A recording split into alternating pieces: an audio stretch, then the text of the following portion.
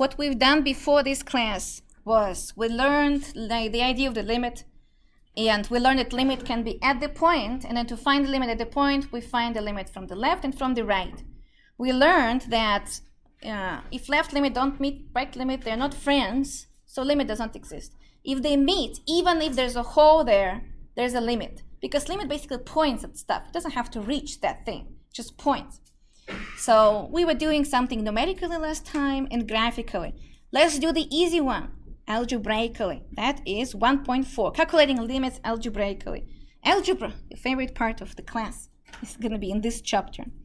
Here are the laws of limits. I will just quickly tell you what they say. Limit of f plus g is limit of f plus limit of g. Limit of difference, difference of limits. If there's a constant there called constant multiple, then you can kick it out or put it inside and it will be fine. Product rule, limit of f times g is just product of limits. Quotient rule, the same thing, just don't divide by 0. The cool ones are power rule and root rule. So if f is raised to n, you can actually calculate first limit without it and then just raise the result to n. Same with the square root. So those kind of things. For you to know, I have lots of homework solutions in my video. This is a screenshot of the video I have. So those examples are from your homework. I solved them for students because students were struggling a year ago. So I solved those classical limits, common denominator, distributing, factoring, multiply by the conjugate. So that's the one people usually stuck with. But please write down those special limits. 3 special limits. We're not going to talk about them, why they are true. In general, they're very cool proof of those special limits. And you use L'Hopital's rule if you know what it is. So it's kind of not, we're not there yet. But you need to know them. Sine x over x, oh, there should not be, why there's an equal sign? Don't write down this equal sign. I did not notice it. Sine x over x at 0 approaches to 1. 1 minus cosine over x at 0 approaches to 0. And the most interesting one, which actually goes to complex analysis, 1 plus x raised to the 1 over x is e. So the e, the natural number, constant, is always popping out. So that's a pretty magical idea. So very interesting. They call it, those 3 limits called special limits in America, but in Russian and Ukrainian language, we call them wonderful limits. It's actually a terminology in Wikipedia. The first one called first wonderful limit, and the E one called second wonderful limit, because they are wonderful. So that's a definition. I remember I learned it this way too. So they will pop out in your homework quite a lot. That's why I want you to have them in your notes. We're gonna right away jump into the stuff. I will show you steps. How to calculate limits algebraically. I like giving steps to my students in case they have a panic attack during the exam. If you remember steps, the panic attack will not be against you anymore. If you follow the steps, it works. But it doesn't mean I require you to follow the steps. Other instructors criticize for giving steps to students because they want you guys to be creative. I want you to be creative, but I would also want you to pass the exam. So it's very hypocritical to expect students to be creative, but then they fail the exam. Like, who does that? So if you follow my steps, boom, you've succeeded in the test. Also, if you have panic attack, you remember Julia gave you steps, you follow them, you're fine. Step 1, when you work with a limit, maybe just plug in the number.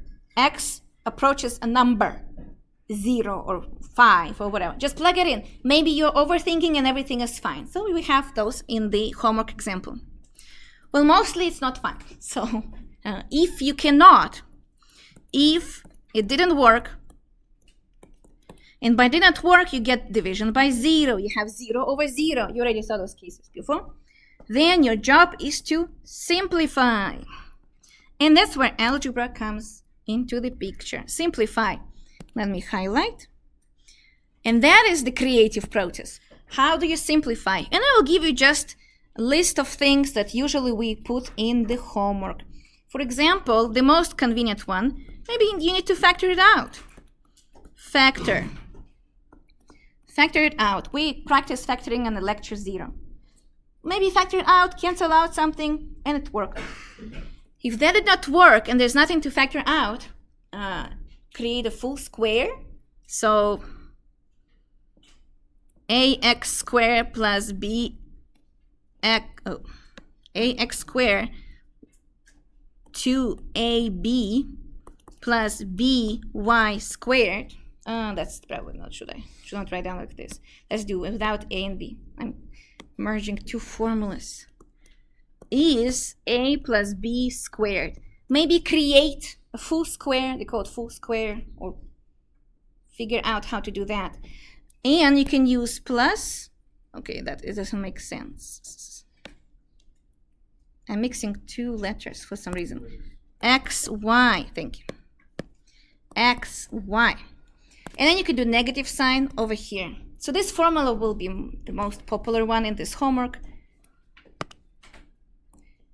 This will be super useful. You need to be very good at it. We reviewed it in the lecture 0.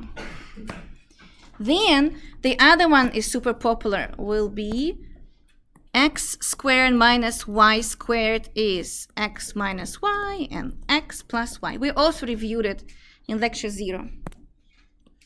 So these two will be super popular. And you can go both directions. So sometimes each direction will help you. More formulas will be convenient. Something else. For example, trig formulas. Trigs, identities. Something like sine square x plus cosine square x equals to 1. Good job. Or tangent is sine over cosine. Try that. Maybe you rewrite. Maybe it's simplified, right? Something like definitions. Tangent x is sine x over cosine x. Try that. Finally, the conjugate thing. Let me move the example down. The most annoying one is the one with its roots, radicals. Conjugate. That will be not a formula. Multiply by conjugate. Does anyone know the translation of this word? What does it mean? Ma'am, change the sign of the denominator, like the middle one, and just multiply and divide it. Yeah, you multiply, divide, exactly. But the square root of what? And now I'm going to show you guys what. For example, it's easy to show with the example. If you have square root of x plus 5, you want to get rid of it. Multiply and divide by the square root of x minus 5, square root of x minus 5. You can multiply and divide by things which are not 0. So when you multiply, the numerator ends up to be better because of the formula number 2. X squared minus y squared. And we're going to do examples on that too, so you will be fine. This is the one what we put on a test 1. Exam 1 is full of those examples. Usually we put one algebra with factoring and one with conjugate. Well, I don't know. I don't create exams, so we'll see what I will receive. Good. Let's do something. For example, some people already showed me in office hours. Something like that from your homework. Example 1. What is the limit as x approaches 0 of x plus 1 cosine x? Oh, looks horrible. Probably it's very complicated. What do you think? Always don't overthink. So many people stuck because they're overthinking situation. Step 1, you plug in. Oh, so there's a step 3. I usually skip it because it's very obvious. Step 1, plug in. It worked, you're fine. Did not work, you simplify. When you simplify, step 3, plug in again. Plug in again. And you hope simplifying, figure it out. If not, continue simplifying. So limit cosine x over x plus 1. Let's try plugging in. When you plug in, x equals to 0. Again, x approaches 0. But that's the definition of the limit. You can plug in and say the whole thing approaches to what? 1 comes from cosine of 0. Review that, trigonometric functions. Cosine of 0 is 1. Sine of 0 is 0. Okay? And then 0 plus 1 is 1. Okay, there was nothing to worry. So that's one of the examples to tell you that you should not overthink this.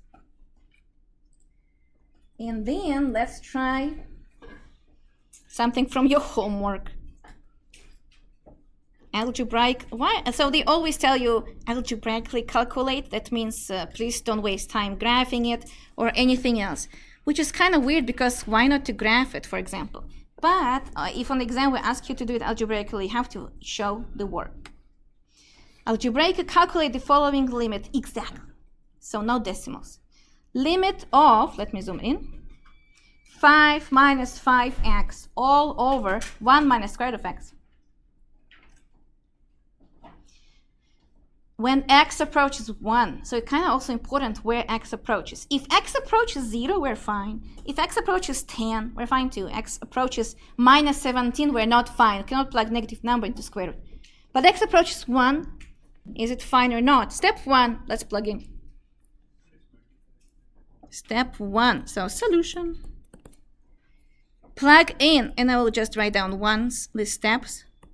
Plug in and hope for the best. That's the idea. So it will be 5 minus 5 over 1 minus 1. Yeah, that's 0 with 0. We cannot do that. So 0 with 0. We must go to step 2. Simplify or else, basically. Does that make sense? Yeah. So now the fun part starts. Simplify.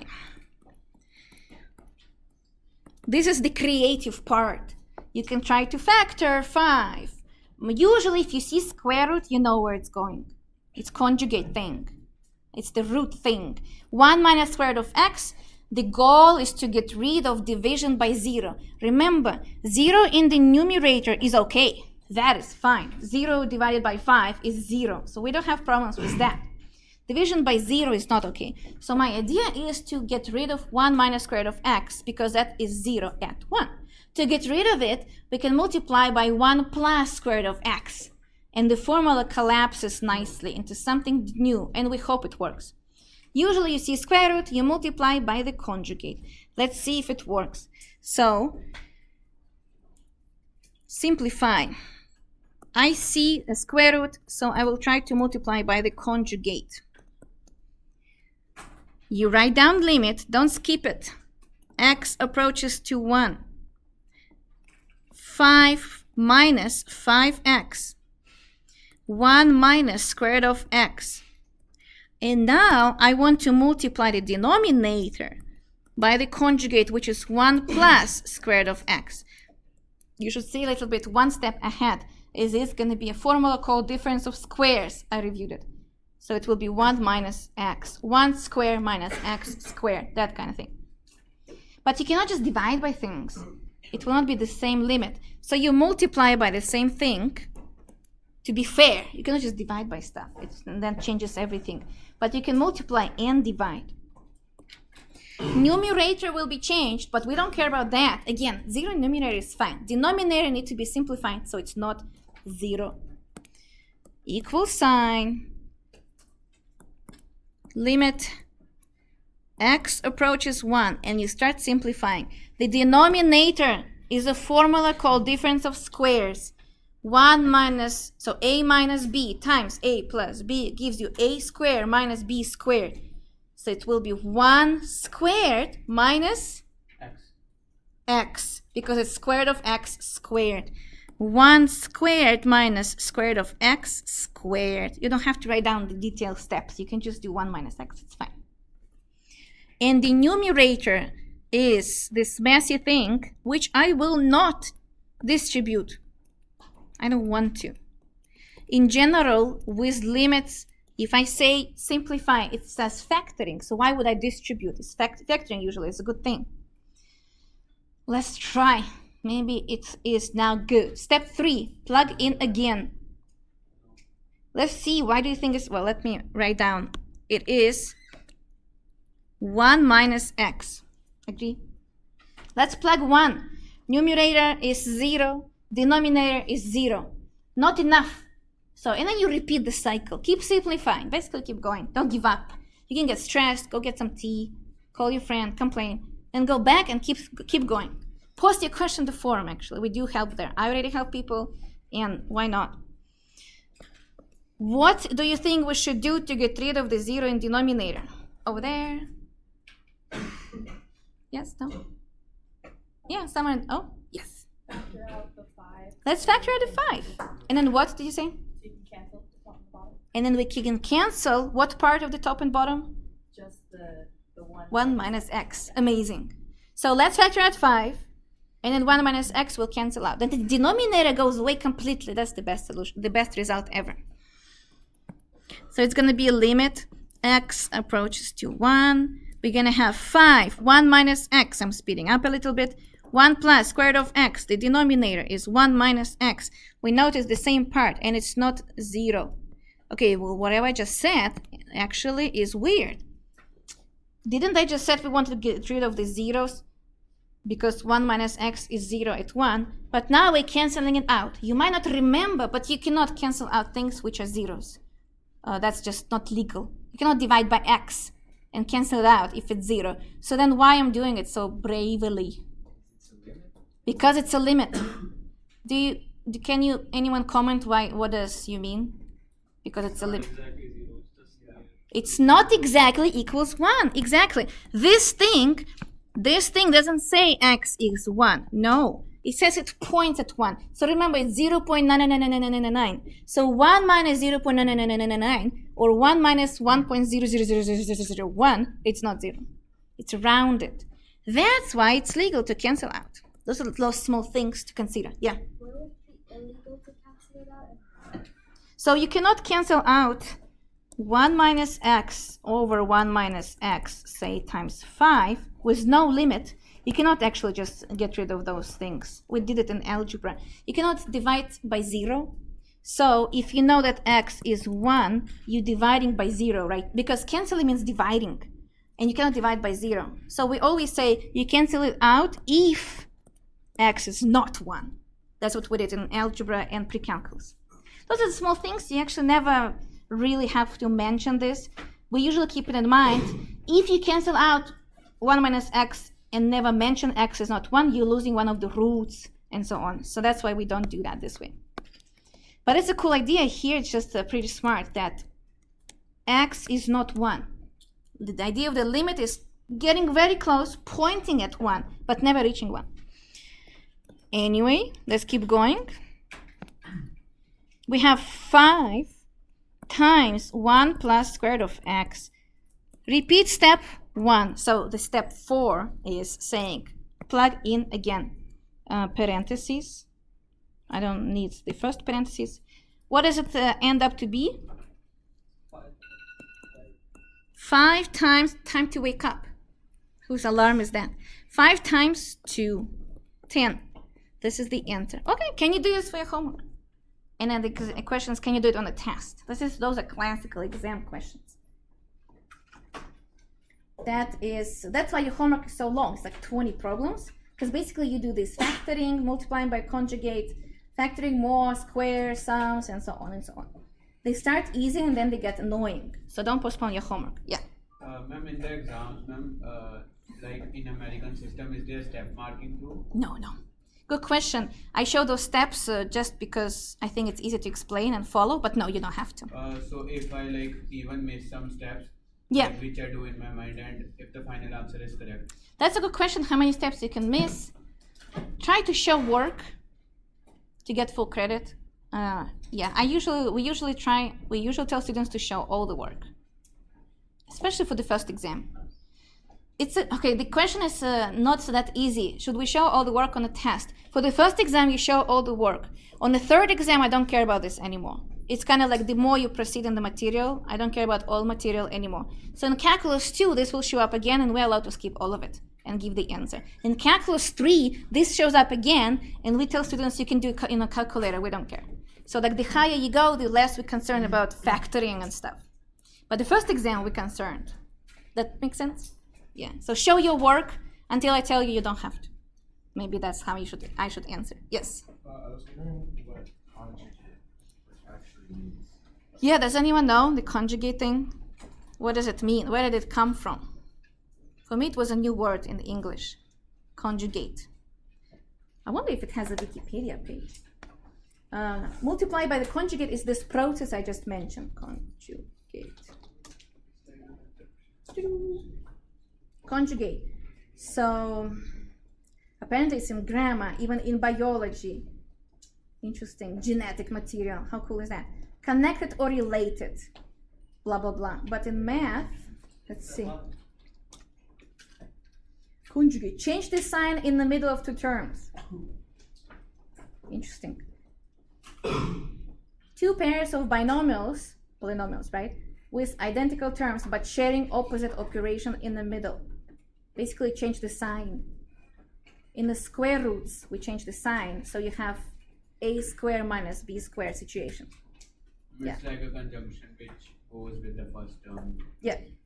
So you change the sign. That's what they mean here. I think in other cultures, we don't have specific term for this process. We just do the work. So I think they made it up here, because I never heard about it before coming to United States. Yeah, good question. Thank you. Don't be bothered by this too much, actually. I just realized maybe you are afraid. I will not require you remembering this word or mentioning it ever again. I'm mentioning it just to know that you know the official term. Just to be professional, basically. Continue. Let's do this hardcore example from your homework. The piecewise function. Example 2. Example, oh, it was already example 2. Example 3. Example 3. I think I have it here. No, it's fine. This is from your homework. We did it in office in my study sessions, but I think it's good to explain it to everyone. Piecewise functions are functions made up of pieces. 4 minus x. So my function is a line 4 minus x when x is less than minus 2. Then my function is x when x is greater than minus 2. So x will be greater or equal than minus 2. But what happens after that? Well, it should be less than 1. And it is a quadratic function, a parabola, when x is greater than 1. It's called piecewise function, made up of pieces. Your taxes are made up of pieces. Tax for this year is not the same as tax for that year. Taxes for the business and the nations are not the same. So they're made of pieces. If you move to the state, for example, you're supposed to fill up taxes from your previous state up until August, for example. And from August, it'll be different taxes for Arizona. So it's literally everyday thing is a piecewise function. Electricity bills. So how I like to explain it is like this one. I feel like none of the other professors I've ever seen showing the explanation of what I'm going to do right now. And it helps a lot. I truly think so. So I first name all the functions. Function number 1, number 2, and number 3. So again, line, quadratic. On each different condition. And then I want to visualize it without actually graphing anything. I don't want to graph line, and a parabola. Too much work. But actually you could. So I know that we have 2 important points. Let me highlight. Minus 2 and then 1. So I'm going to put them on the visualization line. Minus 2, and then 1. Here are those breaking points, if you want to see it this way. Minus 2, and then 1. And my visualization looks like this. When I am, or where my function is, before minus 2, which number of the function I should use? 1. Exactly. You can even write down if you want 4 minus x. I don't want to because sometimes they are very long. Sine square minus logarithm over square root. I don't want to rewrite it. Then, what is happening between minus 2 and 1? Now, function number 2. What is happening at the very end after 1? Function number 3. And now also important, what is happening at minus 2? X. Which number it is? 2, how do you know? You need to find the equal sign. It can be anywhere. It actually might be even missing, then there's a hole. So at minus 2 is still function number 2. How about what happens at 1? 3, because of this equal sign. So this is my visualization. Now I can work with limits or continuity or everything. And they ask you to calculate a bunch of limits. So find limit as x approaches minus 2 of f of x. Well, I don't know. We need to know if it's limit at -2 exists only if left limit exists, right limit exists, and they equal to each other. So what should I do first? I need to find side limits. One side limit. X approaches -2 from the left, and x approaches -2 from the right. I need to find those first. Let me put f of x. F of x. From the last two, the first answer follows. Now, I look at this side limit. -2, this negative thingy over here, doesn't mean it's negative and negative. It means from the left. Remember the English phrase, from the left, it helps a lot. That means x approaches -2 from the left. So does x is -3 or -1? Which one is that? -3, -2.5, -2.1. From the left means less. Let me write it down. X is less than -2. That makes sense, right? Because it's from the left. And I can look at it here.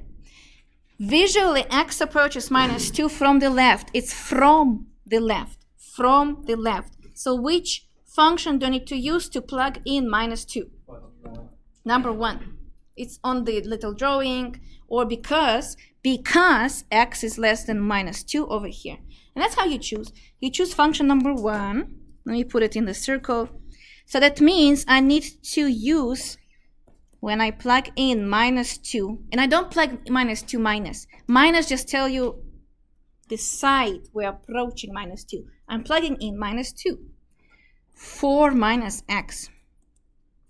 That's function number 1.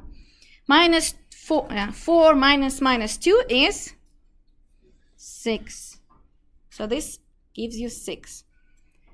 Let's continue a little bit faster. And now after this, you can do your homework. -2 from the right. Not only I can see it here. Let me choose pink color. From the right. Not far from the right. Close to -2, but from the right. Which function should I use? 2. This was number 1. But I also remember from the right means x is bigger than -2. Limit x approaches -2 plus, which function should I use? X. What is the answer though? -2 at x is -2. They are not the same, so the answer for the first one is does not exist. And that's how you approach problems like this. This is called a jump. In fact, the function jumped from the height 6 down to -2. That is important. And let me show you. So these kind of functions, you just continue with those. Those are classical exam problems too. So maybe like put a star on this. Yeah, I like mentioning this. Put a star because this is classical. But I like teaching how to visualize those things. Finally, the squeeze theorem. We have a theorem in this chapter called the squeeze theorem. Americans call the squeeze theorem. Every culture made its own name to it, and I will show you why. It doesn't have to be a strict name, so people actually had lots of fun with naming this theorem. Squeeze theorem basically says that we can sandwich or squeeze a function between two other functions. So Americans sometimes call it sandwich theorem. I actually saw calculus books, they put like a huge tasty sandwich picture on it, which is very rude, because why would you make people hungry in the calculus class? Even I feel hungry when I see the sandwich, and like we're trying to learn here, okay? So Americans like sandwiches, okay? That makes sense, they call it sandwich theorem. If you want, you can write down. It's the same thing as the sandwich theorem. And then I was learning it in the Ukrainian university, a very classical Russian-Ukrainian book called it Two Policemen and a Drunken Guy theorem. Now I'm telling you, each culture has its own funny story about it. And that's how I will explain it to you. Two policemen and a drunken guy. So there's a drunk guy walking on the street. We call it G of X. And he is walking left and right and kind of concerning to people. So policemen came, there are two policemen, and he's not violent, it's fine. So each policeman grabs the guy from the left, so by hand, from the left, that's f of x. And from the right, let's choose another color, h of x. And they take the drunken guy with them. So the guy in the middle, sandwiched or squeezed between the policemen, have no choice but to follow them. And on the picture, it literally looks like so. Skip some space, I need to finish writing. But I want to show you the picture. And I use the same colors. So if f of x is a smaller one, because it's less, so say like so, and then g of x, purple, is over here. So those are two policemen. They are holding the drunken guy between themselves. He has no choice but to go where they go. And it's about limits. If they are going to police station, he has to go to police station because he's squeezed between them. And interestingly, that before, maybe he was even like moving a lot. That's called escalation. But in the drunken guy example, it's even funny. Moving a lot. And now they're holding him, and then there's a limiting position happening. They're actually going to some limit. But basically, the function is squeezed between two functions. G of x is squeezed between, or sandwiched between, f of x and h of x. So that's how I learned this theorem. Now you can choose any name you like. But it says that if this inequality happens, if f of x is less than g of x and less of h of x, and we know where the functions at the sides are going to policemen, and we know limit of f of x is capital L, and limit of h of x is capital L. I don't even need to show you x approaches what, we just know the limit. Then the function in the middle has no choice but to go to L. G of x also gives you L. Very fun. L is a limit where L, thank you, yeah, I will write it down, where L is a finite limit. Let's just say, can it be infinite? Yeah, it can. Just limit them. A limit. So if they all go to if both of them go to the east, then the drunken guy has to go to the east, and so on. So it's basically a fun idea. But in general, it does help a lot. We have in your homework some functions where you cannot find the limit using tools we know, but we know functions on the sides. We know what they do. So if they have that limit, the function between them has a limit. I have this like classic example with x squared sine of 1 over x.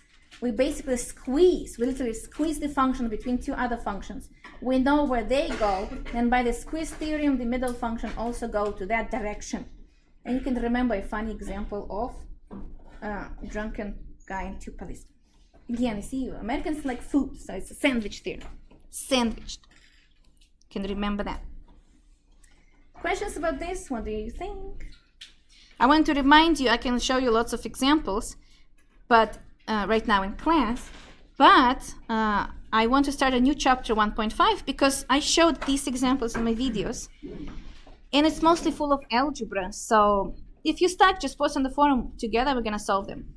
So I would prefer to go to 1.5 and at least start it, and then we're gonna finish it on Friday. Let me stop this recording.